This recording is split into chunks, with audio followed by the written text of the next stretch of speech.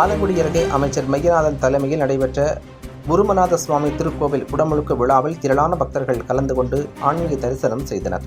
புதுக்கோட்டை மாவட்டம் சிட்டாங்காடு கிராமத்தில் அமைந்து அருள்பாலித்து வரும் அருள்மிகு உருமநாதர் அருள்மிகு பிடாரியம்மன் பூர்ணா புஷ்பகலா சமேத மலைய மருங்கர் ஆலயத்தில் திருப்பணிகள் கடந்த சில மாதங்களாக நடைபெற்று வந்தது.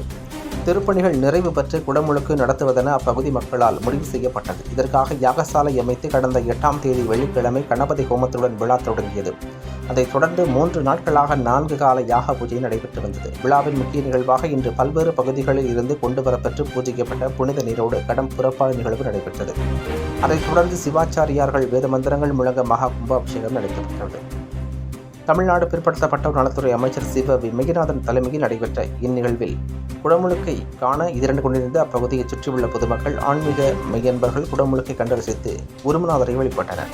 குடமுழுக்கு விழாவில் பங்கேற்ற அனைவருக்கும் விழா குழுவினர் சார்பில் அன்னதானம் வழங்கப்பட்டது. மேலும் அமைச்சர் மெய்யநாதன் குடும்பத்தினருடன் பங்கேற்று இந்த குடமுழுக்கில் சுவாமி தரிசனம் செய்தார்.